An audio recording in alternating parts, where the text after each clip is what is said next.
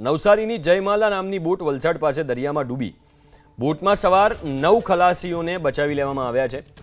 હેલિકોપ્ટરની મદદથી કોસ્ટગાર્ડે ખલાસીઓને રેસ્ક્યુ કર્યા. એરલિફ્ટ કરીને માછીમારોને વલસાડના દરિયા કિનારે ઉતારવામાં આવ્યા છે.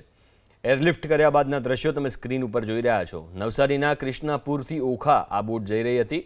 ધોલાઈ બંદરથી 2 નોટિકલ માઇલ દૂર મધદરિયે ફસાઈ. 9 પૈકી 6 માછીમારને વલસાડના દાંતીમાં ઉતારાયા. અન્ય 3ને હેલિકોપ્ટરથી દમણ લાવવામાં આવ્યા છે. રેસ્ક્યુ કરાયેલા માછીમારોને મેડિકલ સારવાર આપવામાં આવી.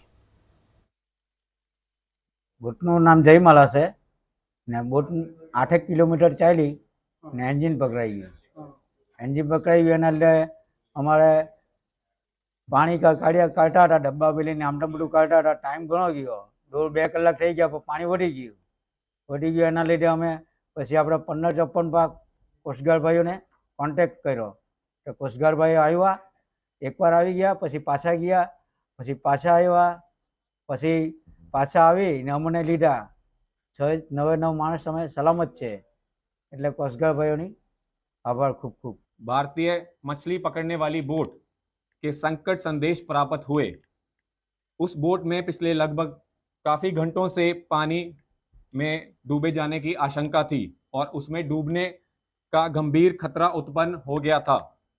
संकट संदेश प्राप्त होते ही भारतीय तटरक्षक वायु अवस्थान दमन द्वारा कार्रवाई करते हुए चेतक हेलीकॉप्टर को तत्काल रवाना किया गया।